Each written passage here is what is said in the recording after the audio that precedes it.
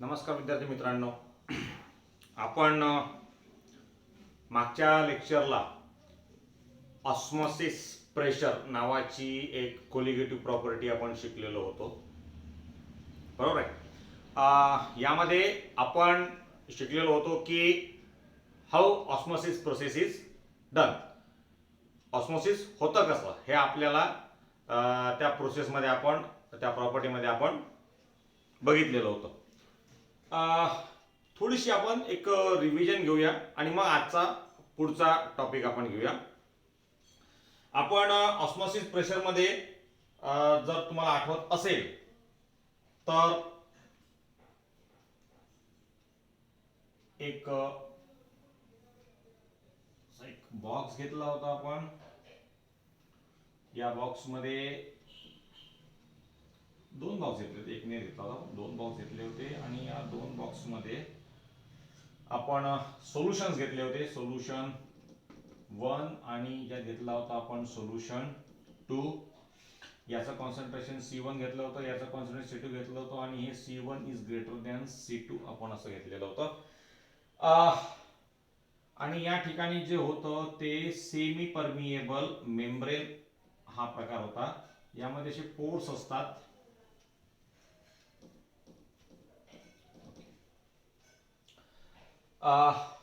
C1चं concentration जास्त आहे, म्हणजे याचा अर्थ असा होता की यामध्ये सोल्यूट पार्टिकल्स जे होते ते जास्त होते आणि यामध्ये सोल्यूटचे पार्टिकल लेस होते. म्हणजेच याचा अर्थ यामध्ये सॉल्व्हंटचं प्रमाण जास्त होतं, म्हणजे याच्यात कॉन्सन्ट्रेशन ऑफ सॉल्व्हंट कसं होतं, जास्त होतं आणि यामध्ये सोल्यूटचं कॉन्सन्ट्रेशन कसं होतं, हे जास्त होतं.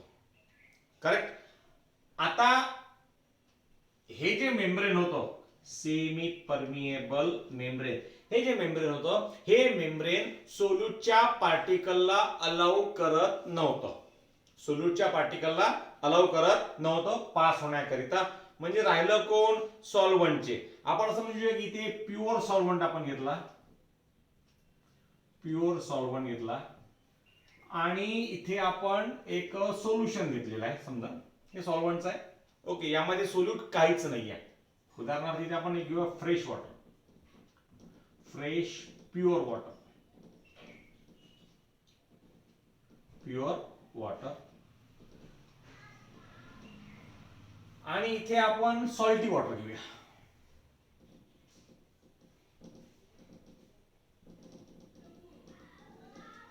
सॉल्टी वॉटर घेऊया. ओके, आता होतं काय आहे, एक्झॅक्टली पहा होतं काय आहे की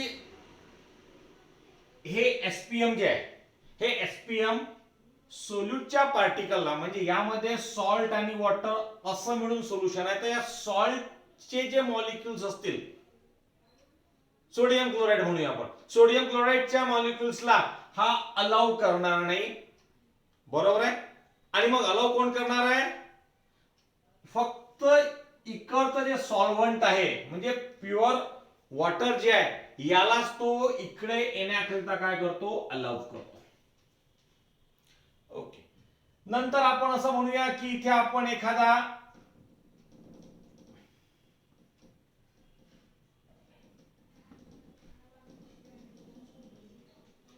ओके समजा आपण असं विचार करूया की इथे आपण एखादा पिस्टन लावला. ओके, इथे आपण समजा एखादा पिस्टन लावला. या पिस्टननी जेव्हा आपण प्रेशर अप्लाय करू, प्रेशर देऊ, तेव्हा एक प्रेशर असं येईल ज्या वेळेस इकडचे जे मॉलिक्युल्स आहेत म्हणजे फ्रेश वॉटर येण्याचा जो काही मूवमेंट आहे हे मूवमेंट काय होऊन जाईल, स्टॉप होऊन जाईल. आणि त्या प्रेशरला आपण म्हणत होतो ऑस्मोसिस प्रेशर. काय म्हणतो आपण त्याला, ऑस्मोसिस प्रेशर. आणि याला आपण पायनी डिनोट करत होतो, याला आपण पायनी डिनोट करत होतो. आता आपल्याला याचा पुढचा पार्ट शिकायचा आहे. जर का हे प्रेशर या ऑस्मोसिस प्रेशर पेक्षा जर का अधिक जास्त असेल, if applied pressure is greater than that of the osmosis pressure, then this process is reverse. तेव्हा ही प्रोसेस काय होते, रिव्हर्स होते, ज्याला आपण रिव्हर्स ऑस्मोसिस प्रेशर असं आपण म्हणतो. हे रिव्हर्स ऑस्मोसिस प्रेशर हे जरी नाव तुमच्यासाठी नवीन असेल पण याचा शॉर्ट फॉर्म तुमच्यासाठी खूप वेळा तुम्ही ऐकलेला आहे. याला आपण आरो असं म्हणतो. आरो. आपल्या घरी मॅक्झिमम लोकांच्या घरी फिल्टर्स असतात, वॉटर फिल्टर असतात. आरोचे वॉटर फिल्टर आपण म्हणतो आरो वॉटर फिल्टर घेतो आम्ही आमच्याकडे जे फिल्टर आहे, वॉटर फिल्टर आहे, ते कुठला आहे, आरोच आहे. आरो म्हणजे काय, आरो म्हणजे हे reverse osmosis. This R stand for reverse and O stand for osmosis.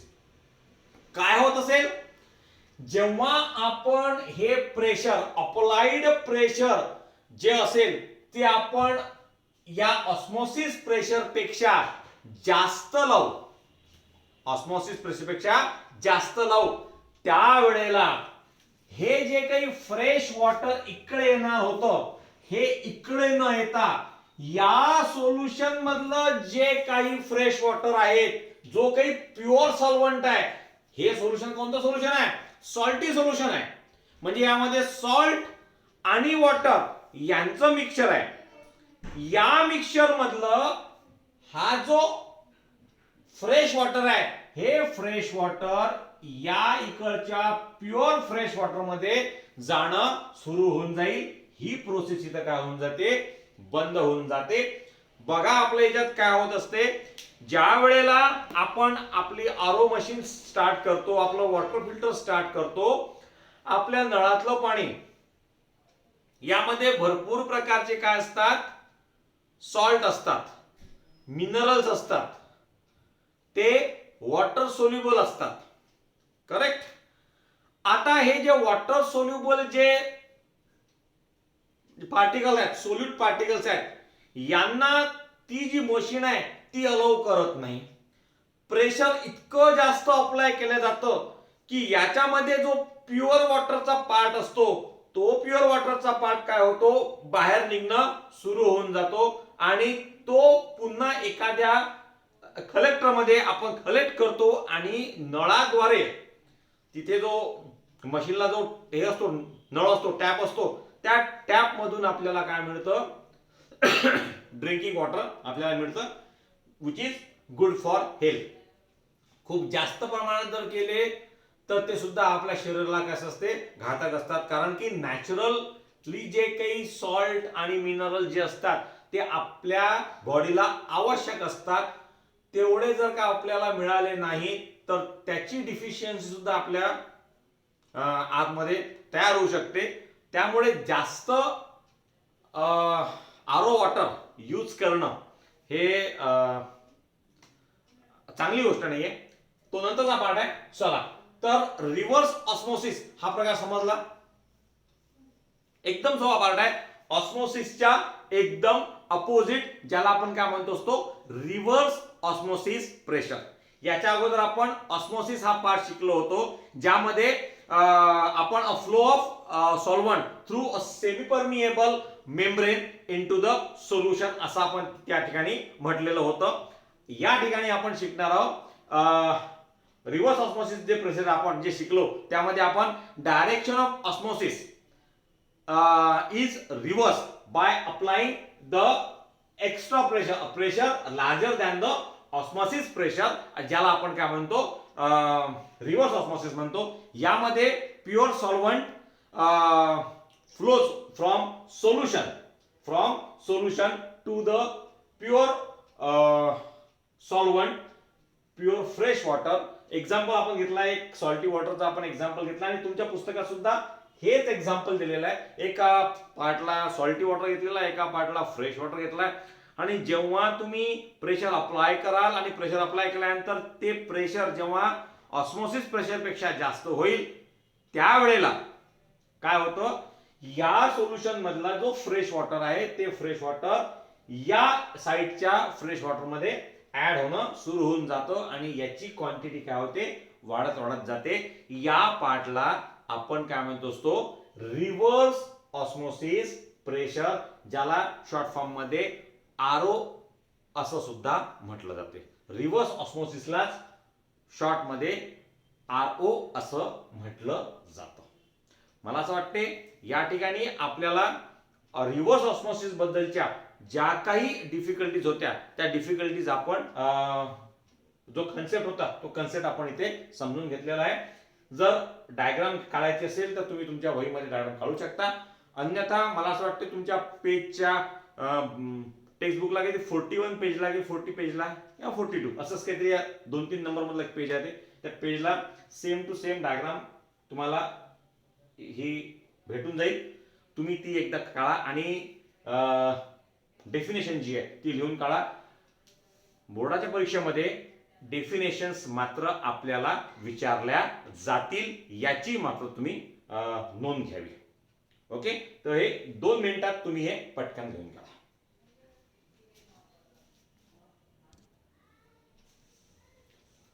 Okay, आता आपण पुन्हा एक नवीन टॉपिक शिकणार आहोत. टॉपिकचं नाव आहे colligative properties of electrolytes. Colligative properties of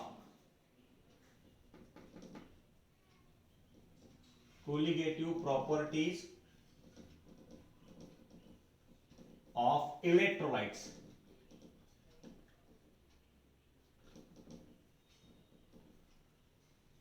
electrolytes, colligative properties of electrolytes. आता तुम्ही हे म्हणाल की सर याच्या अगोदर सुद्धा आपण कोलिगेटिव्ह प्रॉपर्टीज शिकलेलो होतो, मग आता ह्या वेगळ्या आहेत का कोलिगेटिव्ह प्रॉपर्टीज? नाही. आपण याच्या आधी ज्या कोलिगेटिव्ह प्रॉपर्टीज शिकलो होतो त्या नॉन इलेक्ट्रोलाइट्सला शिकलो होतो. नॉन इलेक्ट्रोलाइट्सला. पुन्हा एक नवीन प्रश्न, आता ही काय भानगड आहे सर? इलेक्ट्रोलाइट्स, नॉन इलेक्ट्रोलाइट्स हे दोन्ही शब्द आपण आपल्या 10व्या वर्गात शिकलेलो आहेत, आपण 11व्या वर्गात शिकलो आहे. 10व्या वर्गात आपण अशी डेफिनेशन्स केली होती, the substance when dissolve in water conduct electricity is said to be electrolyte, whereas the substance when dissolved in water does not conduct the electricity said to be a non-electrolytes. 10वीला आपण ही definition science 1 ला शिकलेलो होतो. 11वीत आपण अधिक थोडी जास्त अभ्यास केल्यामुळे आपण अधिक थोडी जास्त चांगल्या प्रकारे ती इलेक्ट्रोलाइट्सची डेफिनेशन घेतली होती. ती डेफिनेशन अशी होती, the substance dissociates when dissolved in water are said to be what? Electrolytes, and the substance which does not dissociate after dissolving in water is said to be a non-electrolytes. आपण ह्या ज्या definitions आहेत ह्या definitions 11वीच्या इयरला मागच्या वर्षाला आपण ह्या शिकलेलो होतो. आता डिसोसिएट्स म्हणजे काय? एखादा सबस्टन्स हा तुटतो आणि त्याचं आयॉन्स मध्ये काय होतं? रूपांतर होतं. म्हणजे इलेक्ट्रोलाइट्स जे असतात ते आयोनिक नेचरचे असतात, नॉन इलेक्ट्रोलाइट जे असतात ते कोव्हॅलंट नेचरचे असतात. युरिया, सुक्रोज, ग्लुकोज हे जे सबस्टन्स आहेत हे कसे आहेत? नॉन इलेक्ट्रोलाइट्स आहेत. हे कसे आहेत? Non electrolytes. कारण हे जेव्हा वॉटर मध्ये डिझॉल्व केले जातात हे डिसोसिएट होत नाही, म्हणजे यांचं रूपांतर आयॉन मध्ये होत नाही. जेव्हा की सॉल्ट, ऍसिड, बेसेस हे जे असतात हे इलेक्ट्रोलाइट्स मध्ये येतात.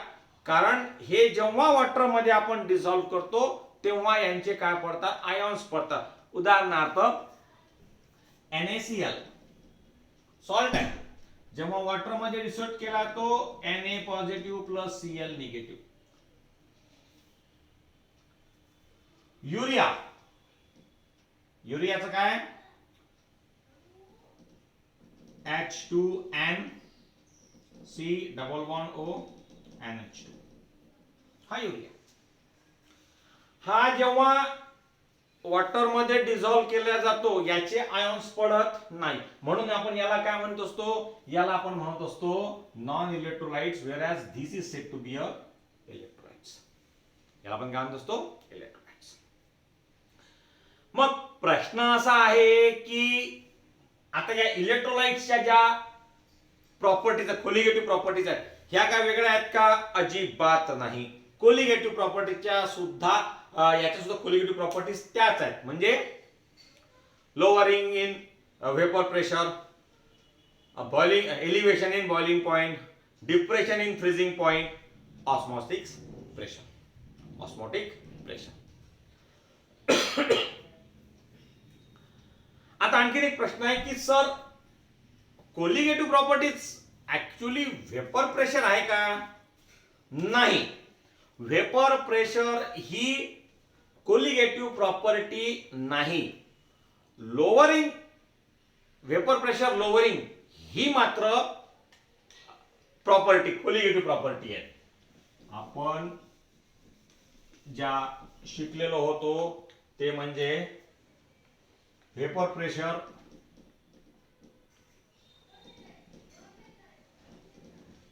Lowering, vapour pressure lowering. यामधलं हे वेपर प्रेशर जे आहे ही कोलिगेटिव्ह प्रॉपर्टी नाही, ही कोलिगेटिव्ह प्रॉपर्टी नाही. कोलिगेटिव्ह प्रॉपर्टी कुठली आहे, वेपर प्रेशर लोअरिंग टोटल जेव्हा येणार आहे ही कोलिगेटिव्ह प्रॉपर्टी आहे.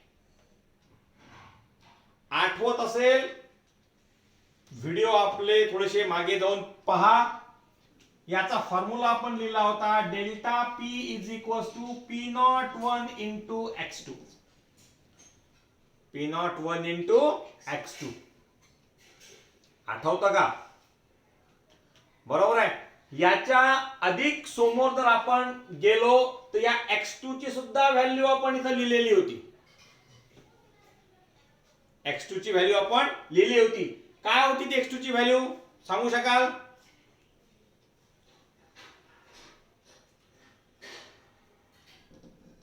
P01 W2 आठवतंय, W2 M1 upon M2 into W1, M2 into W1 ही प्रॉपर्टी होती. पक्का? त्याच्यानंतर दुसरी जी प्रॉपर्टी होती ती होती एलिव्हेशन इन बॉइलिंग पॉइंट.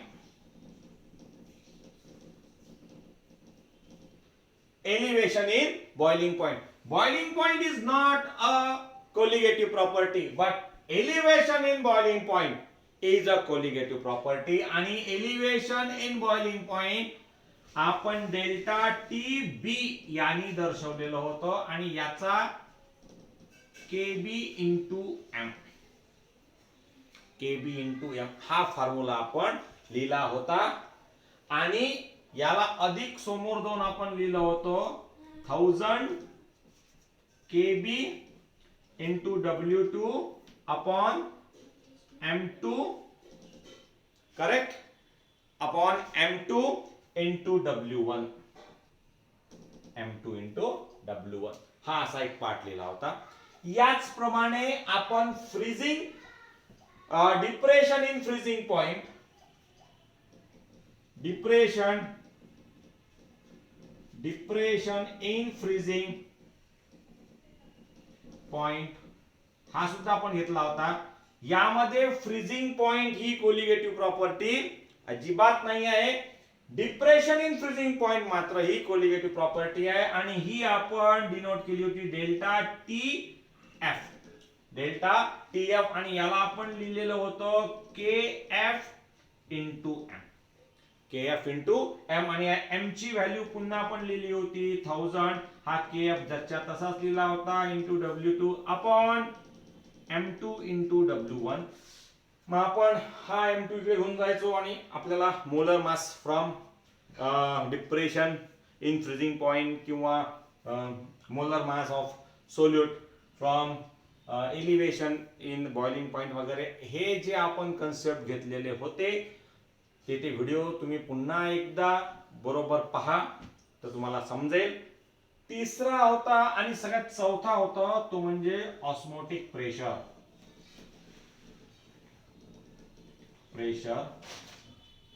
जो आपण पायनी दाखवायचो होतो आणि हा MRT असा होता, आठवत असेल तर MRT. आणि M ची पार्ट घेतलं होतं आपण W2RT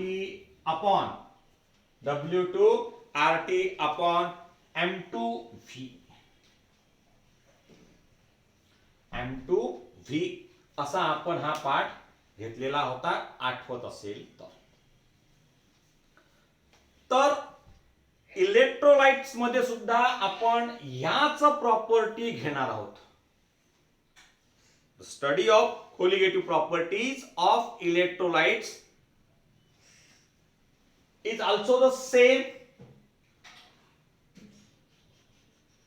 They also exhibit the same colligative properties of non-electrolytes. फक्त थोडे बहुत काय असतात, चेंजेस असतात. काय चेंजेस असतात तर पहिला चेंज त्याच्यातला पहिला, द सोल्युशन ऑफ इलेक्ट्रोलाइट्स.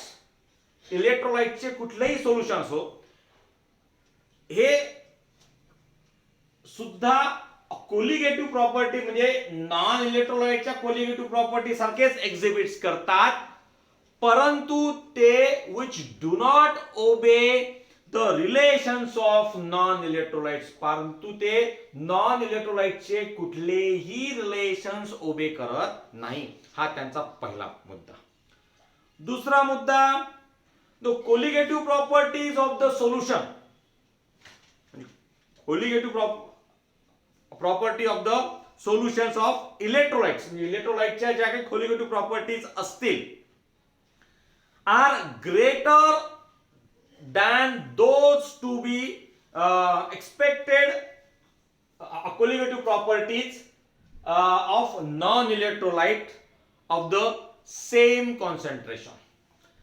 म्हणजे सांगतोय अर्थ काय त्याचा अर्थ असा आहे की समजा आपण नॉन इलेक्ट्रोलाइटचं आणि इलेक्ट्रोलाइटचं सोल्युशन तयार केलं of the same concentration, 1 molar हे घेतलं 1 मोलर हे घेतलं,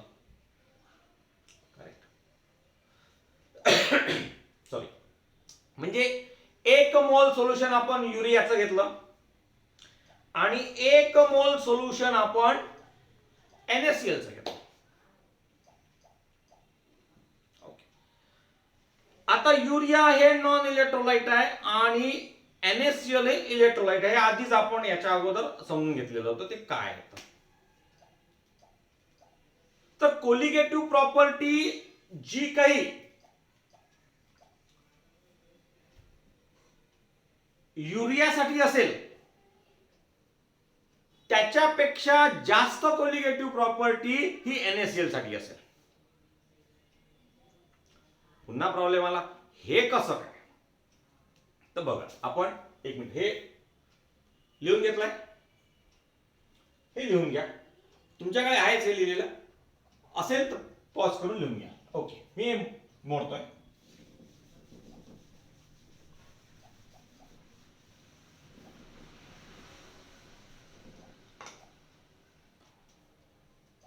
समजा आपण 1 मोल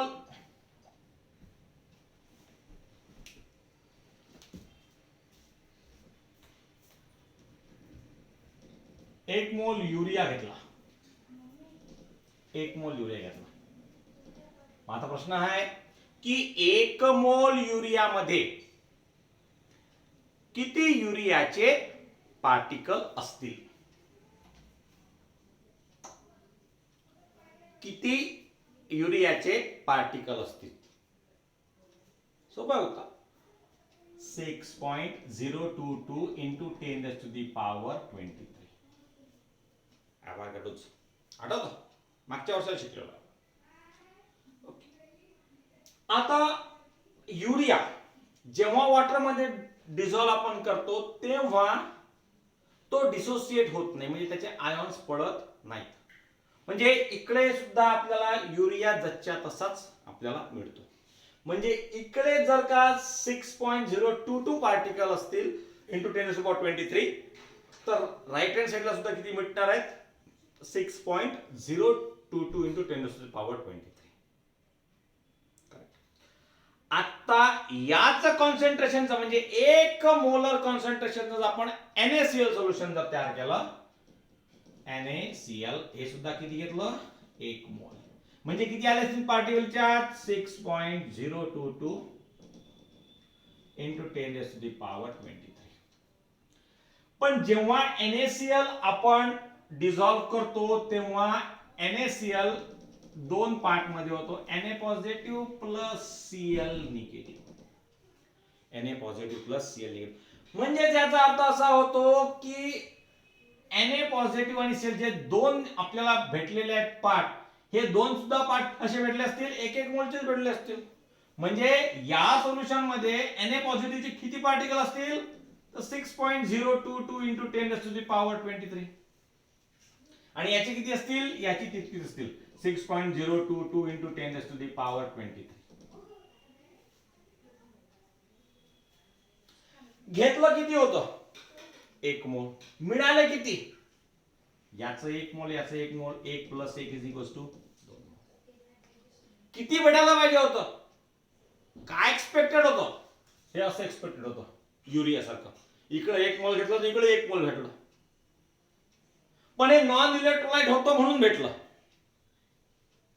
इकडे काय? इलेक्ट्रोलाइट. आपण आणखी एखादी केस घेऊ,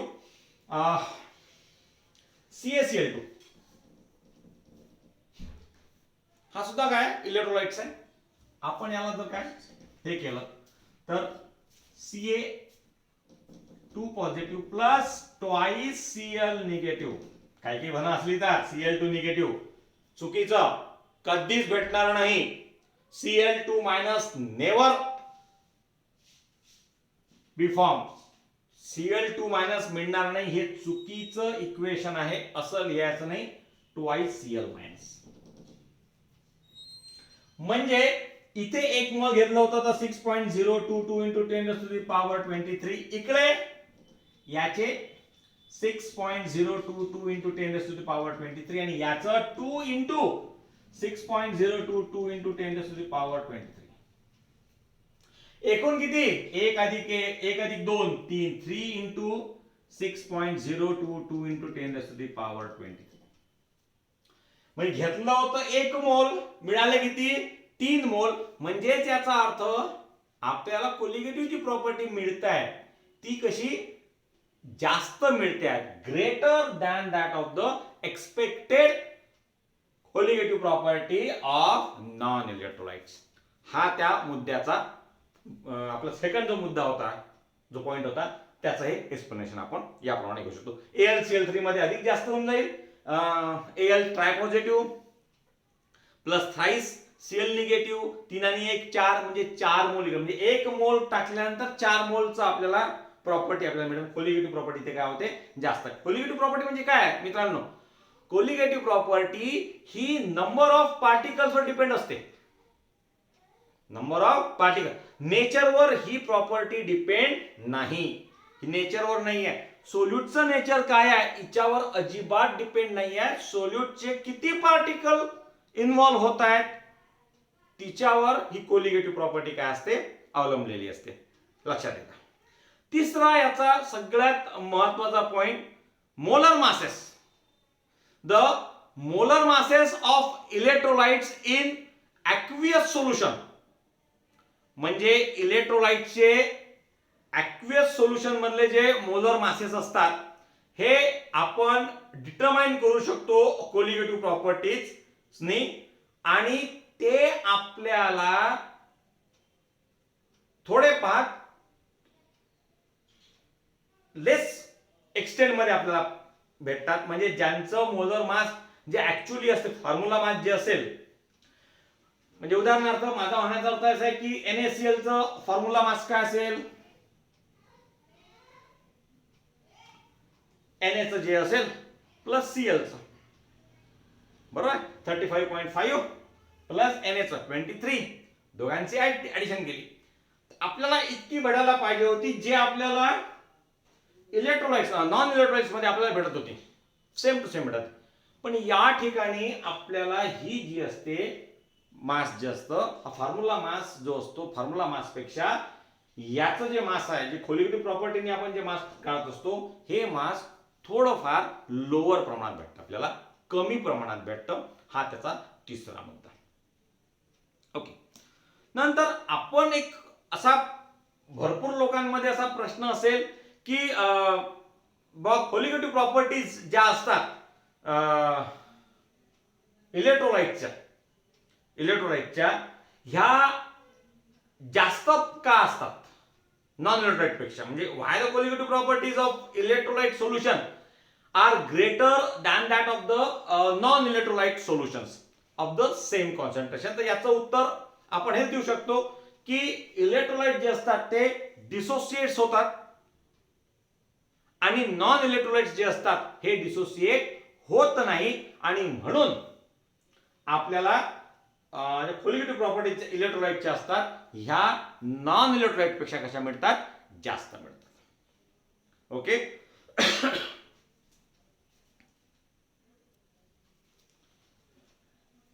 आता ह्या कोलिगेटिव्हच्या प्रॉपर्टीज आहेत इलेक्ट्रोलाइटच्या आणि नॉन इलेक्ट्रोलाइटच्या. मग ह्या ज्या प्रॉपर्टीज आहेत, या प्रॉपर्टीजला प्रत्येकासाठी जर आपण वेगवेगळा जर काही पार्ट घेत बसलो तर कॅल्क्युलेशन्स आपल्यासाठी खूप ट्रिमेंडस असे डिफिकल्ट होऊन जातील.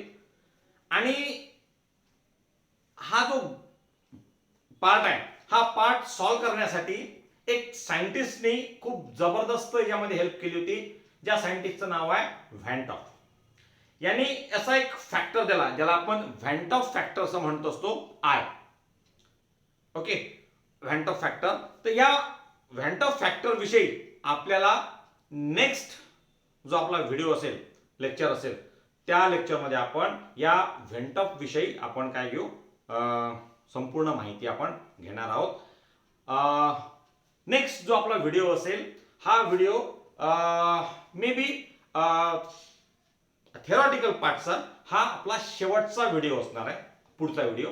आणि त्यानंतर आपण 3 ते 4 व्हिडिओ न्यूमेरिकल्स प्रॉब्लेमचे घेणार आहोत, टोटल न्यूमेरिकल प्रॉब्लेम. हे व्हिडिओ थोडे बहुत जास्त प्रमाणात आलेले असतील, साधारणतः 40 to 45 मिनिटचे आपल्याला हे व्हिडिओ आलेले असतील न्यूमेरिकलचा. उद्याचा पुन्हा आपला व्हिडिओ ॲज युजल जो आपला असतो अर्ध्या एक तासाचा, तो आपल्याला असणार आहे. ज्या विद्यार्थ्यांनी अजूनही चॅनल सबस्क्राईब केलं नसेल त्यांनी चॅनल सबस्क्राईब करा, जेणेकरून तुम्हाला नोटिफिकेशन्स त्याचे सहजपणे भेटून जातील. Till then, thank you very much. Nice day.